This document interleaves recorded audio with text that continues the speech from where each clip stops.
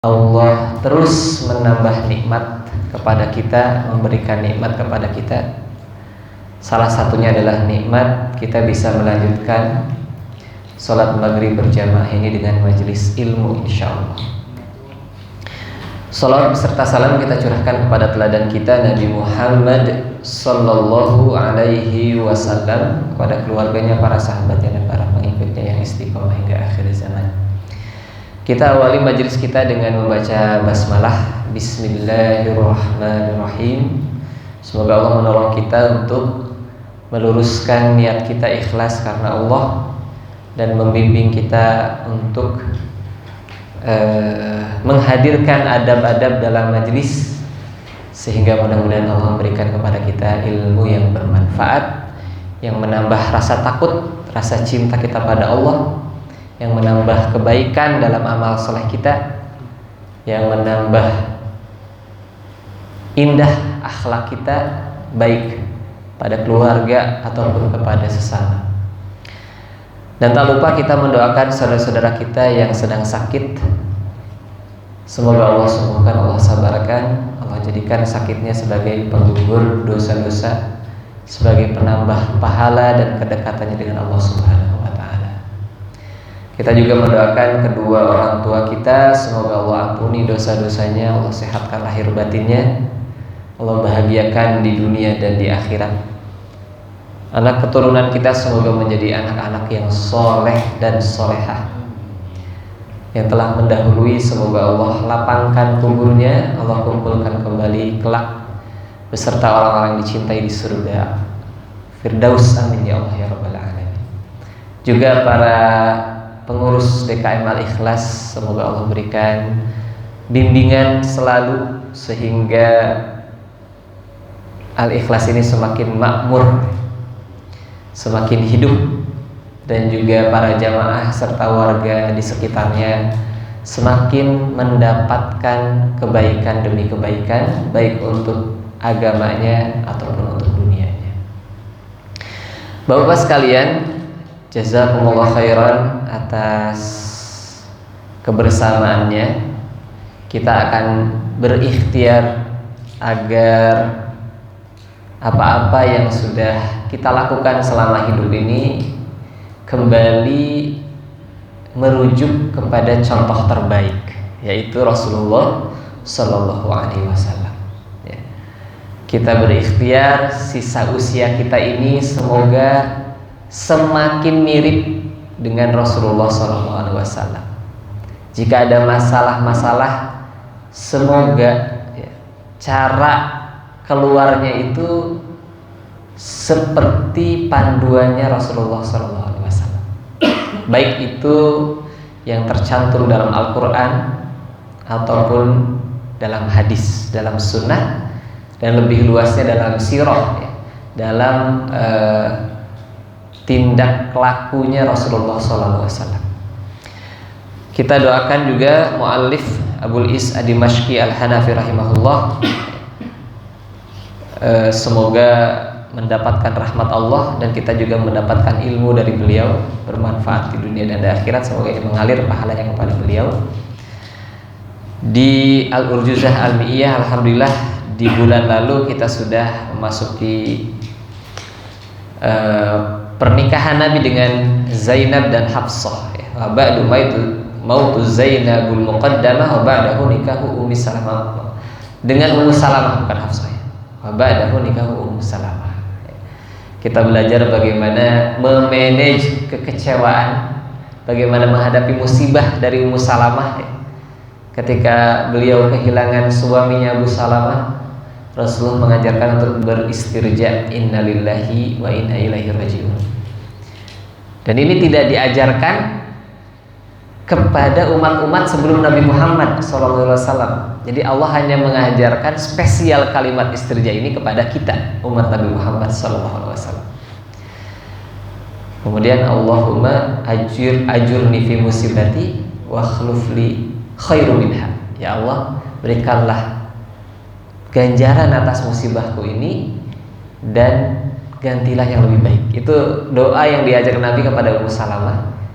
Dan akhirnya Ummu Salamah ternyata awalnya sempat ragu, tapi kemudian melaksanakan apa yang diajarkan oleh Rasulullah. Siapa yang lebih baik dari Abu Salamah, kata Abu Salamah. Ternyata Allah menyuruh Nabi Muhammad SAW untuk melamar Abu Salamah. Insya Allah ini manajemen kegagalan atau manajemen kekecewaan.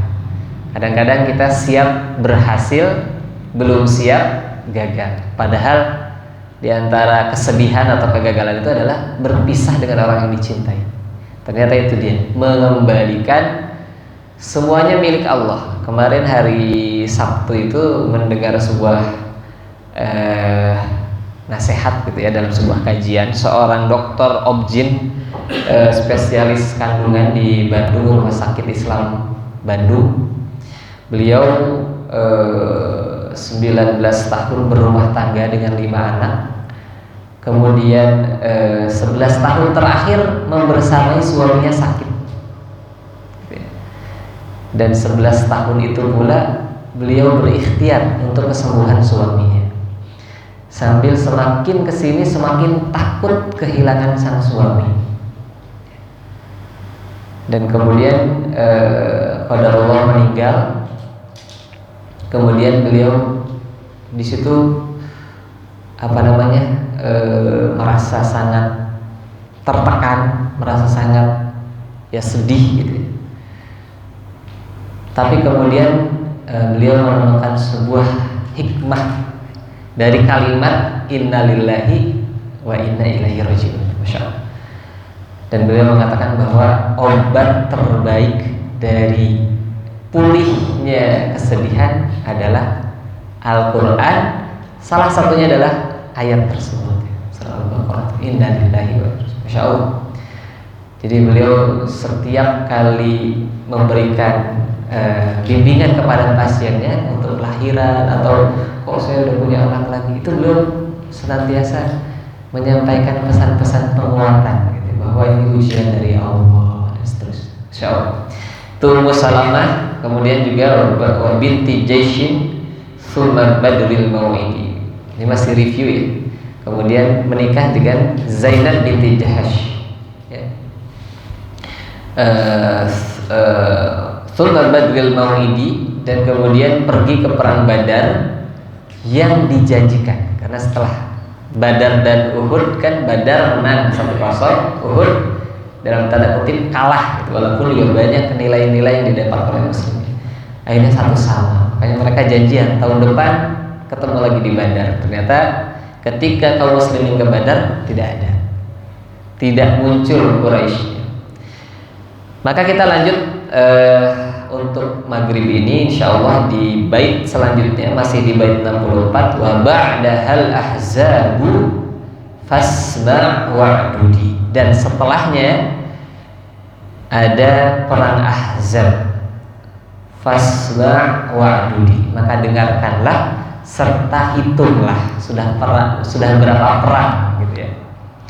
Ini di tahun kelima ya, di perang Ahzab. Bahkan dalam Al-Quran 114 surat, salah satunya adalah surah Al-Ahzab, surah ke-33.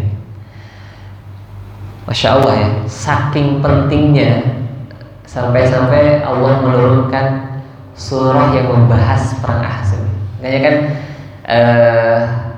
sejarah itu penting untuk mengambil pelajaran diri kita hari ini agar masa depan kita itu lebih baik. Kita ambil sejarah, tapi jangan sampai terjebak dengan nostalgia. Wah, dulu muslimin kayak gini, kayak gitu. Hanya berhenti di sana, atau terjebak dengan gagal move on gitu. Saya nggak mau beranjak, saya pengennya sama si orang itu. Itu udah masa lalu nggak bisa berubah. Nah, yang diharapkan dalam Islam atau dalam Quran yang sepertiganya adalah kisah, kita mengambil pelajaran kemudian menjadikannya untuk panduan masa depan. Sepertiga kisah, Masya Allah ya. Maka ada yang mengatakan sejarah itu nggak penting gitu, Masya Allah. Jadi sepertiga Quran nggak penting gitu. Padahal jangankan surahnya, satu huruf aja tuh nggak ada yang batil, nggak ada yang sia-sia dalam Al-Quran. Dan betapa banyak dalam Al-Quran itu Rasulullah itu diberikan kisah-kisah Nabi terdahulu untuk dijadikan pelajaran, penguatan, panduan bagaimana beliau berdakwah. Nah, termasuk salah satunya adalah perang Ahzab. Ya. Ahzab sendiri artinya adalah sekutu. Ya. Dulu kita pernah ada dalam sejarah Indonesia pasukan sekutu. Ya. Pasca kemerdekaan itu kan ternyata Jepang dibom atom, maka hadir kembali ya Portugis, Inggris dan seterusnya, hampir sama sekutu. Nah, ini Al-Ahzab. Allah Subhanahu wa taala menurunkan 73 ayat di surah Al-Ahzab dan sebagian besarnya ya, itu berbicara tentang Rasulullah, dan salah satunya segmennya adalah dari ayat 9 sampai 27 itu berbicara tentang perang Ahzab, betapa pentingnya. Perang Ahzab juga disebut dengan perang Khandaq, artinya parit deh. Ini kayaknya sudah masyhur, dan di antara ikhtiar kita adalah bagaimana menghadirkan sejarah itu menjadi sebuah panduan atau menurunkannya menjadi amal yang bisa dilakukan dalam keseharian. Atau kalau kita seorang ayah, bagaimana diambil pelajarannya untuk anak kita, disederhanakan. Kalau ulama kan berkarya dengan baik, berkarya dengan kitab, dan kita berkarya dengan ibaratnya tuh apa ya, mengolah masakannya akhirnya bisa jadi pas untuk anak kita, bisa jadi pas untuk istri kita, bisa jadi pas untuk kita, bisa jadi pas untuk masyarakat kita. Itu tugas kita, karya kita. Nah, yang pertama adalah pelajaran yang pertama, ternyata kaum Yahudi itu tidak mengambil pelajaran dari peristiwa-peristiwa sebelumnya. Di pasca perang Badar ada perang Bani Qainuqa, ya, itu diantara golongan Yahudi yang kemudian oleh Rasulullah diperangi, diusir dari kediamannya karena mereka menantang kaum muslimin, bahkan mereka menyakiti kehormatan seorang wanita di pasar Bani Qainuqa. Jadi ada 3 kelompok Yahudi yang besar di Madinah, Bani Qainuqa, Bani Nadir, dan Bani Quraiza. Ini Bani Qainuqa diusir ke Khaybar. Bani Nadir pasca perang Uhud juga begitu. Mereka kemudian juga sama mengkhianati perjanjian, diperangi sama Rasulullah. Turun surah Al-Hasyr juga kalah juga, sebagiannya malah dieksekusi. Bukannya berhenti, tapi makin jengkel dengan kaum muslimin. Maka mereka kemudian menghasut kelompok-kelompok yang memusuhi Islam itu untuk bersatu, untuk bersekutu. Masya Allah ya. Jadi kalau muslimin itu dalam hadis Nabi, seorang muslim itu tidak jatuh ke lubang yang sama 2 kali. Dalam teks hadis itu tidak digigit oleh ular 2 kali. Sementara kaum Yahudi ini ternyata tidak mengambil pelajaran. Udah kalah di perang Bani Qainuqa, kalah di perang Bani Nadir, ini di Ahzab malah menghasut lagi. Masya Allah. Dan mereka sebenarnya nggak berani face to face langsung untuk nyerang muslimin, enggak. Mereka menggalang kekuatan. Mereka mengirim utusan ke Mekah, ke Quraisy. Kemarin kan nggak jadi tuh perang Badar kedua. Ayolah kita perangnya gabung aja. Akhirnya mereka setuju. Begitupun ke Bani Ghatafan yang beragama Nasrani juga begitu, dihasut sampai berhasil mengumpulkan 10.000 pasukan. Masya Allah. Jadi pelajaran pertama adalah sebagai kaum muslimin kita mesti mengambil pelajaran, jangan seperti kaum Yahudi. Kaum Yahudi yang mereka itu ya dari dulu gitu ya, nggak senang perdamaian. Mereka nggak suka kalau ada komunitas atau entitas baru yang mengancam diri mereka, golongan mereka. Ini mereka menghasut dari mulai perang Badar dan seterusnya, dari Banu Qainuqa dan seterusnya. Berhasillah 10.000 pasukan tergalang, terkumpul, berjanjian, dan Rasulullah SAW itu bukan pemimpin yang reaktif, ya, bukan pemimpin yang santai. Walaupun pasca perang Uhud dan perang Bani Nadir itu Rasulullah sudah mulai Madinah sudah mulai tenang, karena di perang Bani Nadir itu naikin bargaining posisinya muslimin. Tapi ternyata Rasulullah pun terus memantau kondisi sekitar Madinah, bahkan mengirimkan intelijen. Masya Allah, dari dulu ternyata ada intelijen. Apa yang terjadi? Ternyata ada penggalangan, ada pengumpulan massa, bahkan luar biasa besar, 10.000 pasukan. Intelijen kembali kepada Rasulullah, menyampaikan informasinya, dan kemudian Rasulullah langsung proaktif. Masya Allah, Rasulullah adalah pemimpin yang langsung satset, das langsung. Jadi nggak aman lah itu, makanya nggak kumpul bukan buat nyerang kita, enggak. Tapi langsung Rasulullah mengumpulkan sahabat-sahabatnya, mengadakan musyawarah.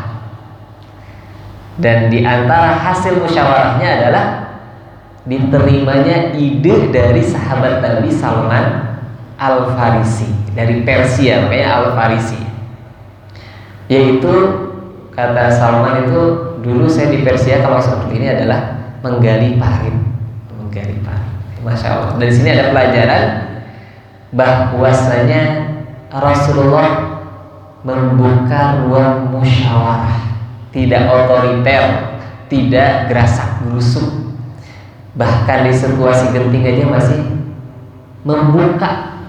Dan ternyata betul, ide yang diterima oleh Rasulullah yang disampaikan oleh Salman Al-Farisi itu efektif menghalau 10.000 pasukan. Padahal taruhlah kalau Rasulullah santai, kemudian Rasulullah juga udahlah kita perang aja, tawakal sama Allah, itu secara matematis kalah. Karena Madinah itu yang baru kurang dari 3.000-an, itu pun sudah termasuk ibu-ibu dan anak-anak. Itu di perang Uhud aja 1.000 aja udah kepotong sama munafik tuh. Jadi 700, kepotong 300 balik lagi. Jadi yang ikut 700. Ya mungkin sekitar 1.000-an lah dengan dia nggak ikut. Ini 10.000. Makanya Masya Allah ya, satu sisi ada proaktif, gesit, bersegera, sisi lain ada musyawarah. Ya, makanya ada surah Asy-Syura, surah tentang musyawarah. Ada keberkahan di balik musyawarah, insyaallah. Dan akhirnya disepakatilah bahwa kita akan menggali parit. Ya, Masya Allah ya. Itu kalau di bukunya itu setiap Rasulullah menginstruksikannya jelas, Masya Allah. Setiap 10 orang 40 hasta. Satu hasta tuh segini kalau nggak salah ya. Segini ya, sekitar 45 cm. Menggali 40 hasta dengan jadi sepanjang jalur Madinah yang terbuka digalilah parit. Sebenarnya kalau umroh itu ada Masjid Azam nggak Pak? Atau berhaji itu? Kalau saya tadi sempat searching itu ada. Jadi sebagai monumen bahwa di situ di bekas galian parit itu dibangun masjid Khandaq ya.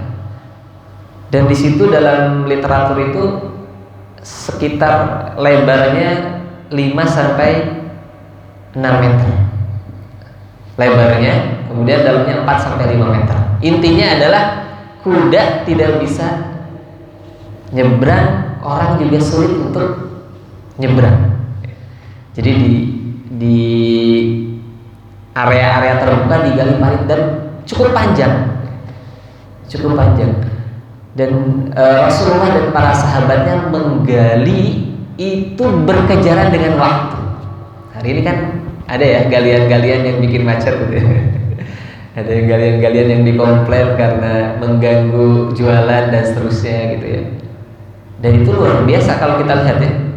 Para pekerja itu sampai lumpur, hujan gitu ya.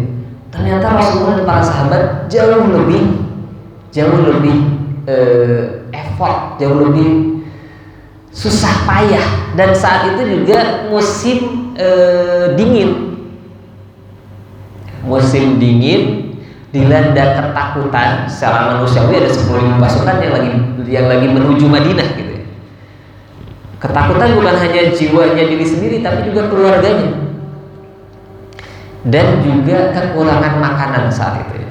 Sekitar 6 harian pekerjaan itu terus dilakukan, bahkan kadang sampai malam. Makanya ada syariat apa di situ, jamak, sholat jamak, di mana kadang di satu waktu sholat asar itu sempat dilakukan di waktu maghrib, masya Allah. Ya. Sampai karena apa? Karena khawatir keburu datang. Dan banyak kejadian-kejadian mukjizat yang terjadi di saat penggalian parit, masya Allah. Jadi kalau kita hari ini melihat para relawan gitu ya, kemudian juga saudara-saudara kita di Sumatera yang membersihkan lumpur, masya Allah. Ternyata pemandangan itu juga bisa kita lihat di Al-Quran ketika tanah demi tanah itu digali sampai sekian meter, memastikan tidak ada pasukan yang bisa menyeberang, masya Allah. Dan di situ kan Allahnya minta ampun gitu ya. Kita kalau kurban aja tuh seharian itu kan udah pegel-pegel gitu, udah di sini udah bekas-bekas. Itu gimana Rasulullah dan para sahabat? Bahkan kan di beberapa riwayat itu sampai seorang sahabat mengadukan rasa lapar karena nggak ada makan siang gitu ya. Pas mengadukan rasa lapar karena melihat disampaikan mengganjal perut dengan batu, ternyata Rasulullah menunjukkan yang jauh lebih berat, yaitu batunya 2. Nah, di sini ada pelajaran. Ternyata kalau tadi di awal ya, pemimpin yang proaktif, pemimpin yang musyawarah, di sini pemimpin yang terjun ke lapangan, masya Allah. Pemimpin yang ikut kotor-kotoran, pemimpin yang ikut menggali parit, pemimpin yang ikut menahan lapar, masya Allah. Bahkan lebih lapar dibanding rakyatnya. Jadi bukan yang cuma nunjuk-nunjuk gitu kan. Itu Rasulullah SAW. Yang mudah-mudahan kita juga bisa dalam level kepemimpinan kita, mungkin di rumah atau mungkin di masyarakat, kita adalah pemimpin yang ingin mengikuti Rasulullah, yang ikut terjun, insyaallah. Apa kalau bahasanya itu, timbul tenggelam bersama rakyat. Jadi benar-benar masya Allah Rasulullah SAW. Dan ada juga hadis di mana Jabir bin Abdullah ya, yang merasakan lapar gitu, Tolhah ya, Abu Tolhah itu Abu Tolhah yang lapar gitu ya. Jadi masya Allah ada Jabir bin Abdullah gitu ya, yang mengundang Nabi untuk makan. Nabi lapar, ayo di rumah. Ternyata saya cek ke istri, ada ya buat kita berdua lah, sesuai informasi dari istri. Kemudian ternyata pas diundang, Nabi malah mengundang seluruh sahabat, seluruh sahabat. Ternyata salah satu mukjizat Nabi saat itu, ketika Nabi mendoakan dagingnya, gandumnya itu nggak habis-habis, masya Allah. Itu keberkahan dari Nabi Muhammad SAW. Ketika ingin memuliakan Nabi, ketika taat sama Nabi, kan kalau Jabir bin Abdullah nggak taat kan mungkin akan ngoreksi Nabi. Tapi maaf, ini yang diundang cuma Nabi aja, karena cuma satu porsi ini adanya di rumah. Enggak, tapi udah apa yang Nabi sampaikan udah taat ya. Walaupun deg-degan, ternyata betul ya, ada keberkahan. Dan itu bukan hanya satu riwayat, ada yang kurma nggak habis-habis gitu. Termasuk riwayat yang cukup masyhur adalah ketika ada batu besar yang sulit untuk dihancurkan, Insya Allah ya. Ketika dipukul oleh sahabat itu susah. Kepada siapa mereka mengadu? Kepada pemimpin yang hadir di lapangan, Masya Allah. Jadi kemudian beliau datang membawa palunya, kemudian Bismillah. Ternyata ketika satu kali pukulan ya, itu muncul percikan api. Kemudian Rasulullah SAW berkata, Allahu Akbar, telah diberikan kepadaku kunci-kunci kerajaan Syam. Hari ini salah satunya Suriah, Ahmad As-Soro. Kemudian pukul lagi, demi Allah saat ini aku benar-benar melihat istana-istana yang penuh dengan gemerlap. Jadi ibaratnya kayak infocus gitu ya, ada layar gitu. Kemudian sekelebat ada video gitu. Kemudian Nabi memukul untuk kedua kalinya. Kemudian Nabi mengatakan, Allahu Akbar, telah diberikan kepadaku negeri Persia. Demi Allah aku benar-benar melihat istana kerajaan yang penuh dengan gemerlap sekarang ini. Kemudian beliau memukul untuk yang ketiga, Allahu Akbar, maka terpecahlah sebagian yang tersisa dari batu itu. Lalu kemudian beliau bersabda, Allahu Akbar, aku benar-benar melihat kunci-kunci kerajaan Yaman. Hari ini sebenarnya apa masih konflik atau gimana tuh ya? Demi Allah aku benar-benar melihat pintu-pintu San'a dari tempatku ini. Insyaallah. Jadi Syam, kemudian juga Persia, Yaman. Jadi di tengah kesulitan yang menghimpit, ketakutan, kelaparan, kedinginan, kelelahan, Allah menyisipkan berita gembira, busyra, Masya Allah ya. Dan kita mesti pandai-pandai mengais busyra ini. Kalau bahasa motivasi kan apa ya? Dia ya bisa menghadirkan motivasi di tengah. Makanya di antara ayat-ayat tentang surah Al-Ahzab itu adalah goyahnya kaum orang beriman yang dalam hatinya ada penyakit. Mereka mengatakan, wah ternyata kita salah nih masuk Islam. Katanya dijanjikan Islam akan menang. Ini buktinya apa nih? Kita mau diserbu, kita mau mati di sini. Banyak, termasuk orang munafik juga di situ. Bersuara lagi. Wah, kayaknya saya nggak bisa bantu ini. Soalnya saya harus jagain keluarga di rumah. Gitu. Jadi antara perkampungan, perumahan dengan parit itu cukup berjarak.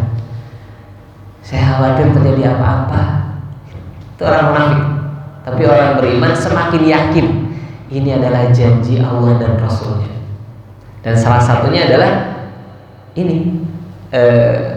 Riwayat yang mengatakan ada kilatan-kilatan yang menunjukkan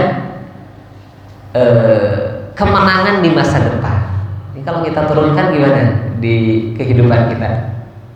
Misalkan sedang ada turbulensi, sedang ada masalah di rumah kita, misalkan di keluarga kita, terus kita bilang, insya Allah suatu saat kita akan seperti ini. Itu namanya apa? Harapan sekaligus motivasi sekaligus busyra. Contoh misalkan ya, ini belum lama nih obrolan dengan istri. Ayah bisa nggak sih si kakak itu 30 juz? Ini kalau kita ikutan lemah, aku juga nggak tahu Bun, gitu. Tapi kalau kita mestinya kuat nih, kayak Rasulullah, aku yakin sih insya Allah. Saya melihat kakak mampu. Walaupun bisa jadi mungkin di balik itu tuh sebetulnya banyak sekali keraguan dan tantangan, tapi Rasulullah mencontohkan kita untuk menghadirkan secercah harapan di balik di saat kondisi sedang sulit sama sekali. Secara matematis itu pasti akan kalah 10.000 melawan 1.000-an atau maksimal 2.000 sampai 3.000 penduduk Madinah dikepung itu habis. Karena semua terpusat di Madinah ya. Paling kalaupun ada muslimin di luar itu di Habasyah yang belum kembali ke Madinah. Masya Allah. Jadi mengais busra, mengais hal-hal yang positif, bahwasanya ada kesulitan itu fakta, iya. Contoh misalkan Indonesia kok gini banget ya, gitu misalkan ya. Ada yang katanya ada psikolog yang sekarang itu mulai didatangi orang-orang yang stres karena jadi WNI gitu. Tapi ya, ini Masya Allah, Rasulullah kan melihat, menghadirkan secerca harapan di saat kondisi sulit sekarang. Masya Allah. Sepanjang hari ya. Maka kemudian surah Al-Ahzab misalkan di ayat 22 ya, dari ayat 9 sampai 27. Salah satunya walamma ra'al mu'minuna al-ahzab qalu hadza ma wa'adallahu wa rasuluhu. Ini Masya Allah. Mental orang beriman, orang yang yakin akan akhirat, orang yang yakin akan Allah dan Rasulnya itu bilang, ini janji Allah dan Rasulnya, orang beriman. Wa sadaqallahu wa rasuluhu, dan benarlah Allah dan Rasulnya. Wa mazadahu illa imanan wa taslima.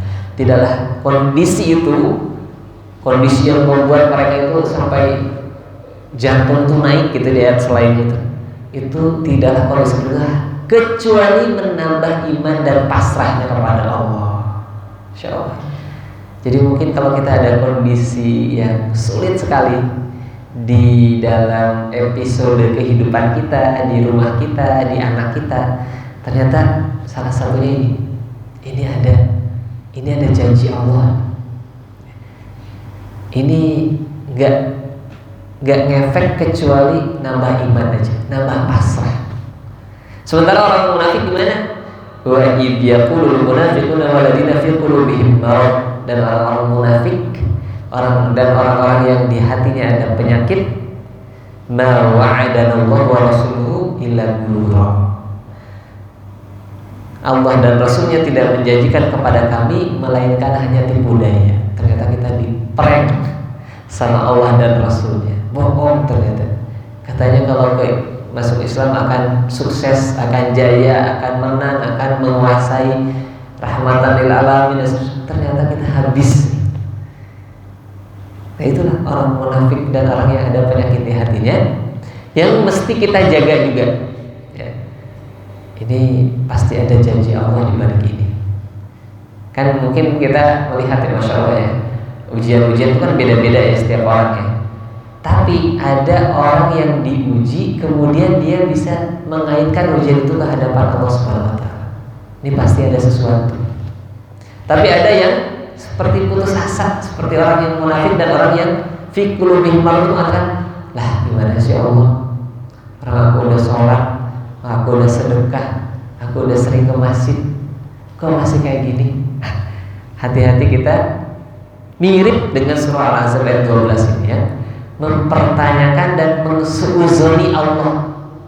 Ya kadang ada ya, ngobrol sama anak tuh, ayah kenapa ya, kok teman aku dia pacaran tapi kok cepet hafal Qur'annya ya? Kok Allah kayak gitu sih? Aku pada nggak pacaran tapi kok susah. Nah, berarti ini udah susah nih sama Allah nih gitu. Akhirnya kita dialog gitu bahwa ya ujian beda-beda gitu ya. Ada yang dimudahkan ngafal tapi agak sulit untuk menahan interaksi. Ada yang dimudahkan menahan interaksi tapi agak sulit untuk pemahaman atau menghafal.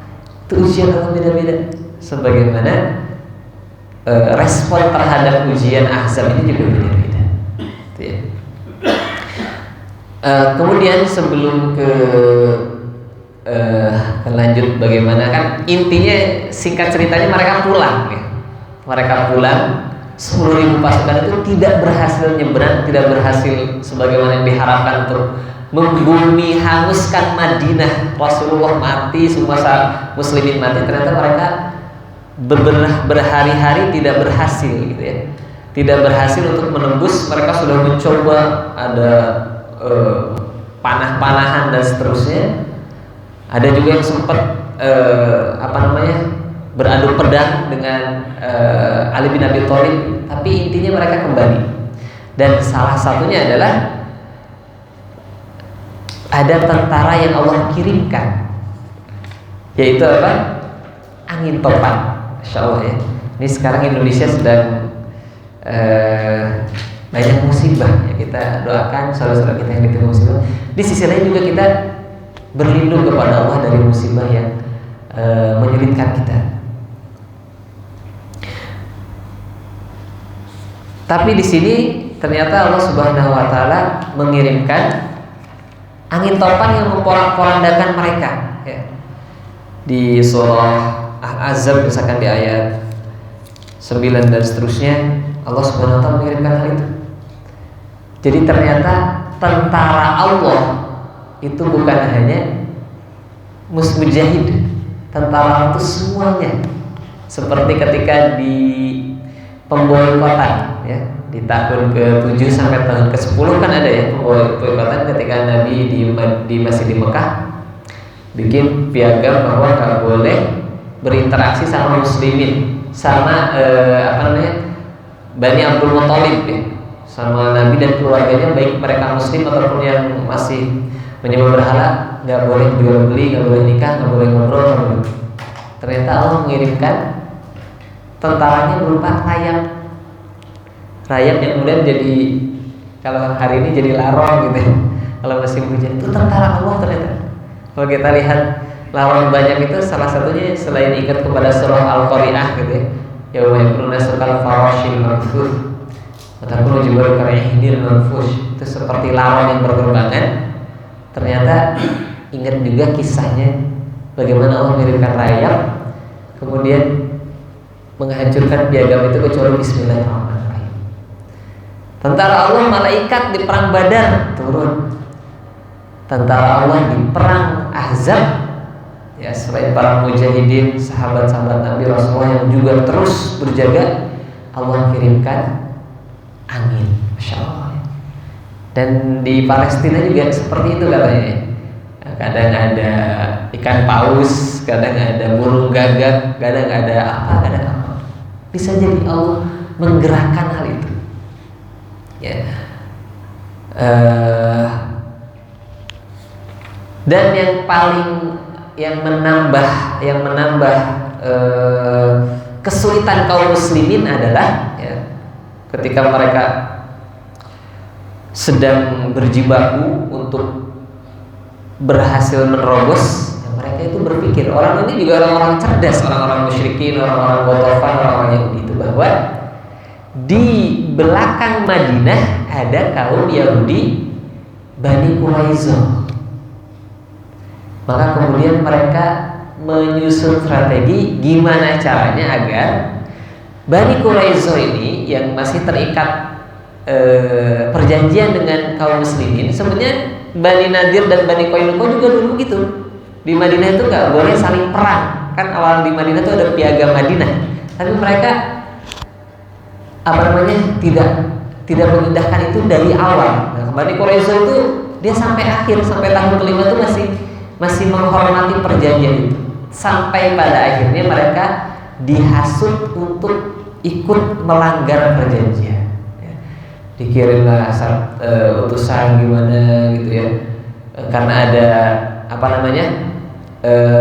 ada sekutu juga di sana yang intinya mampu memberikan pesan kepada Bani Quraisyah untuk diajak, ayo kita kesempatan terakhir kita ngabisin muslimin sekarang.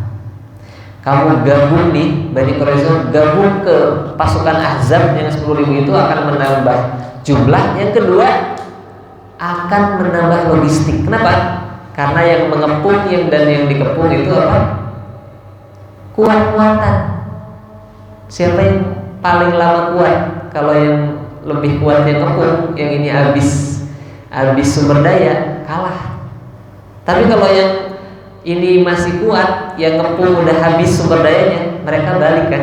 Nah ini mereka pikir gimana nih agar logistik masih ada yang masuk, karena kan mereka bukan orang Madinah kan, datang itu mendekati Madinah mereka dengan logistik yang walaupun banyak tapi akan habis juga. Akhirnya Bani Quraisyah awalnya saya nggak mau terlibat dengan kalian. Saya sudah ada perjanjian dan saya melihat bagaimana kaum muslimin bisa mengalahkan Bani Qainuqa dan Bani Nadir. Nggak mau, tapi didesak akhirnya mereka pun mau. Jadi bayangkan ya, udah tadi di depan dirongrong dengan 10.000 pasukan, di belakang ternyata ada pengkhianatan. Jadi depan belakang, Masya Allah.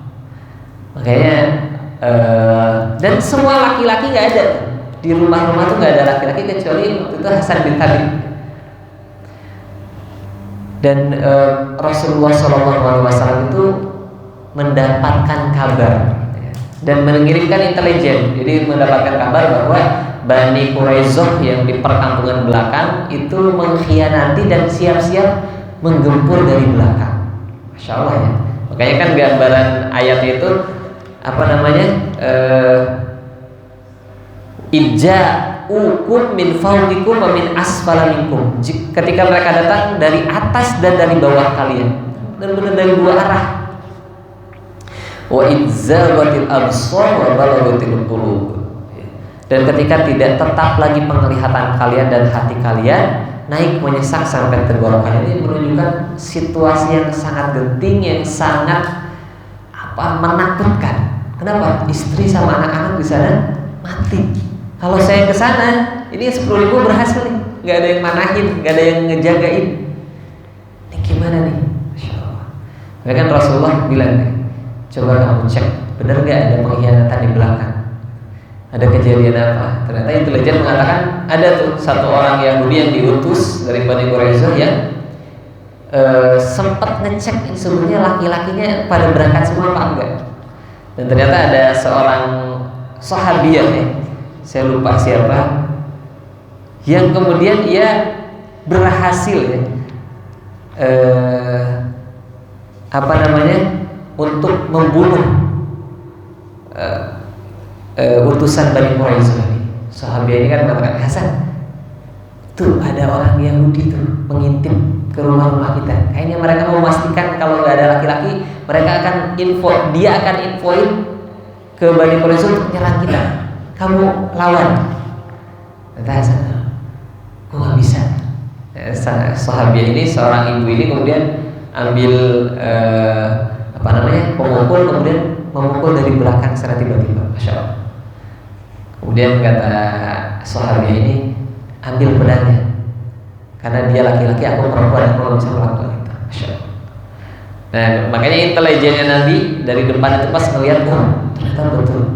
Kayak kata Nabi itu, kalau ada pengkhianatan kasih kode, jangan sampai barisan yang ada di kondak ini tahu. Kenapa? Karena bisa meruntuhkan mental perjuangan. Kasih kode aja, jangan bilang ke siapa-siapa. Tapi kalau nggak ada, oke, santai, aman. Kita berjuang lagi menghadapi 10.000 pasukan. Ternyata ketika datang dan kasih kode, ternyata masyarakat muslimin juga nangkap itu. Makanya ya Allah, ini dua arah. Singkat cerita, Allah kirimkan angin topan yang memporak-porandakan tenda semua dan seterusnya. Mereka nggak bertahan, mereka pulang. Akhirnya Rasulullah SAW baru setelah perang Ahzab ini tak lama kemudian langsung memberikan pelajaran, memberikan perhitungan kepada Bani Quraisyah yang sudah mengkhianati perjanjian. Singkat cerita kurang lebih seperti itu. Dan di antara banyak pelajaran adalah bagaimana Rasulullah SAW itu hadir. Ya, jadi kalau kita perhatikan ayat tentang di surah Al-Ahzab itu yang ayat 21,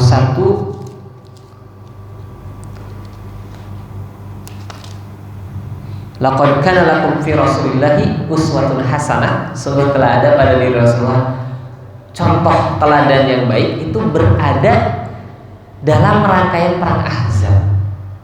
Jadi di satu sisi kan kita sedang sering diingatkan gitu ya, bahwa contohlah Nabi, bagaimana Nabi makan dengan tangan kanan, bagaimana Nabi tidur, bagaimana Nabi ke kamar mandi, Nabi ketika senyum gitu. Itu betul, itu contoh. Tapi kalau kita lihat konteks ayatnya yang berada di rangkaian perang Ahzab, ternyata yang bisa kita contoh dari Nabi bukan hanya hal-hal yang tampak sederhana, tapi bagaimana Nabi tetap berdiri tegar, tetap terjun ke medan lapangan, dan di saat orang-orang pada ragu, di saat orang-orang pada mundur, di saat orang-orang pada ketakutan, Nabi memberikan ketenangan dan kenyamanan. Itu juga ternyata sunnah Nabi ya. Bagaimana Nabi memberikan keteladanan. Karena di Al-Ahzab juga kan yang sudah kita sempat bahas di bulan lalu, bagaimana Nabi di waktu yang berdekatan Nabi menikahi mantan istri anak angkatnya, Zainab binti Jahsy kan. Itu ketika Zaid bin Harithah sudah selesai, kemudian cerai, kemudian dinikahi. Padahal saat itu tradisi tidak boleh menikahi mantan anak angkat, tapi Allah menghapuskan tradisi itu. Walaupun Nabi sulit, Nabi sayang ke anaknya, anak angkatnya, dan di situ dihapuskan juga nama anak angkatnya, binnya ke Nabi Muhammad, tapi kembali ke ayahnya. Tapi Nabi melakukan hal itu. Jadi pemimpin itu mendahulukan kepentingan syariat dibandingkan kepentingan diri sendiri. Sebenarnya nggak mau ya. Karena Nabi tuh pengennya tuh mereka nggak cerai. Apalagi nih kalau saya nikahin, itu pasti orang akan komentar. Tapi Nabi tetap mengedepankan perintah Allah, dinikahilah Zainab binti Jahsy. Dan betul mereka kemudian, wah ini Nabi udah lebih dari 4 istrinya, habis itu juga nikahin mantan anak angkatnya, kan nggak boleh. Tapi ternyata di perang Ahzab itu dengan Nabi turun langsung dan Nabi mementingkan kepentingan para sahabat, itu langsung terjawab. Apanya yang terjawab? Ternyata Nabi menikah bukan untuk ego pribadi. Kalau untuk ego pribadi, Nabi nggak akan tuh ikut bekerja bersama para sahabat. Nabi akan cukup memerintahkan dan seterusnya. Tapi kepentingan para sahabat, kepentingan rakyat ya Madinah yang di belakang itu di atas kepentingan diri pribadi Nabi. Makanya Masya Allah ini uswatun hasanah. Dan di ayat yang sama juga disebutkan bahwasanya liman kana yarjullaha wal yawmal akhir ya.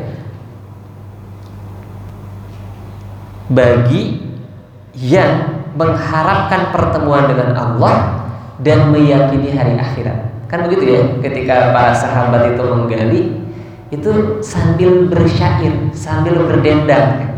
Kalau hari ini kan kalau ada yang kerja bangunan kadang sambil nyetel musik gitu ya. Untuk kalau bangunannya borongan katanya, kalau borongan itu santai atau cepet ya? Katanya Malaysia katanya. Tapi kalau yang cepet nanti lagunya ngikutin gitu. Nah itu Masya Allah. Dan salah satunya kan di antara syair-syairnya itu kalau kita lihat, ya Allah, tidak ada kehidupan kecuali kehidupan akhirat, maka ampunilah orang Muhajirin dan Ansar. Jadi senantiasa mengaitkan dengan akhirat sehingga yang terjadi walaupun lelah itu bisa dikuatkan. Ini yang liman kana yarjullaha wal yawmal akhir dan wa dzakarallaha katsira. Jadi ketika kita ingin meneladankan Nabi, bukan hanya teladan yang tampak sederhana, tapi teladan keteguhan, teladan kesabaran dan seterusnya. Itu 3 hal.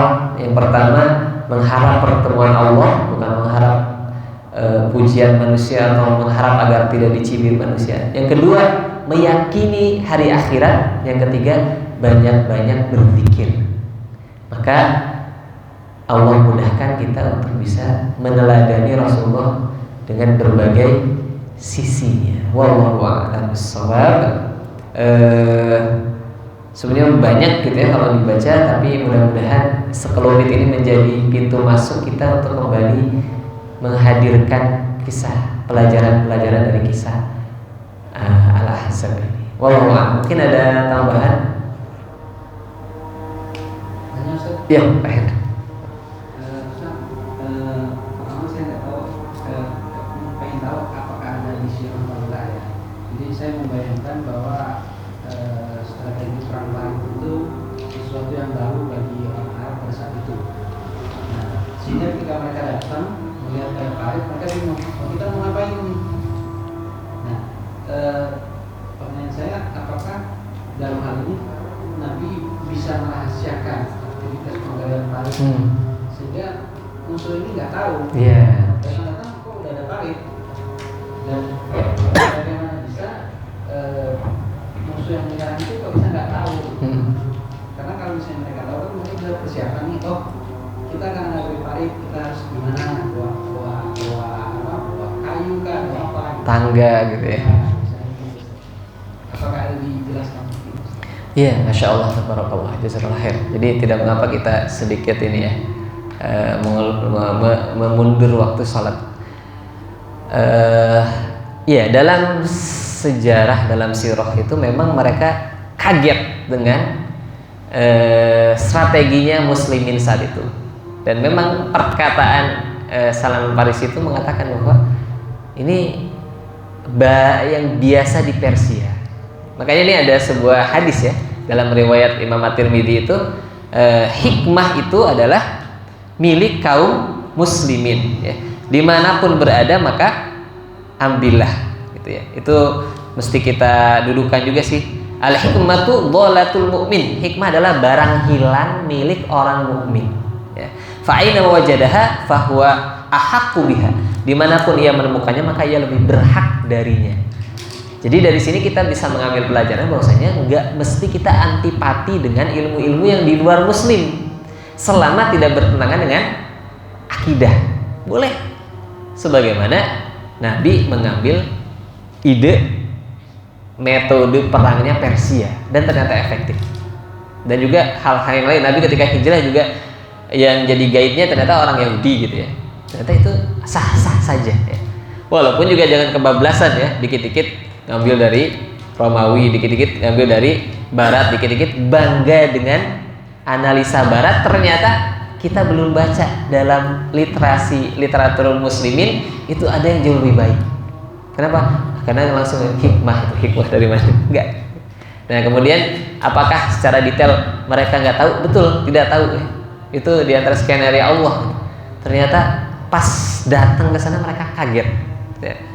Sehingga kalau mereka tahu mungkin mereka punya strategi lain, dan itu belum pernah terjadi dalam sejarah peperangan mereka pada kaum Quraisy ya, kaum Ansor. Wah, itu adalah orang-orang yang suka berperang juga, hobinya berperang. Makanya ada bulan-bulan haram di mana berhenti perang karena mereka itu suka gitu ya dengan adrenalin perang. Dan ternyata dari situ ada hikmah tadi ya, bahwasanya kita boleh mengambil ilmu dari luar Islam, boleh mengambil penelitian atau apapun gitu ya, selama tidak bertentangan dengan akidah. Bahkan di perang Badar itu yang ngajarin baca tulis adalah orang-orang Quraisy yang tertawan. Yang tidak boleh adalah kita terlalu kagum dan terlalu ngambil semuanya tanpa filter, padahal di dalam Quran, hadis atau ulama-ulama kita tuh sudah banyak yang berbicara tentang itu. Kita kadang gampang terperangah karena kita belum begitu mendalami apa yang disampaikan oleh Islam ya. Sehingga lama-kelamaan akhirnya kita cuma secara kulit luarnya muslim, tapi secara pemikirannya pemikiran Barat yang materialis. Wallahu a'lam bishawab. Itu barangkali kita cukupkan insyaallah dengan doa kafaratul majlis. Subhanakallahumma wa bihamdika asyhadu an la ilaha illa anta astaghfiruka wa atubu ilaik. Jazakumullahu khairan. Mohon maaf atas kekurangannya. Billahi taufiq wal hidayah. Assalamualaikum warahmatullahi wabarakatuh.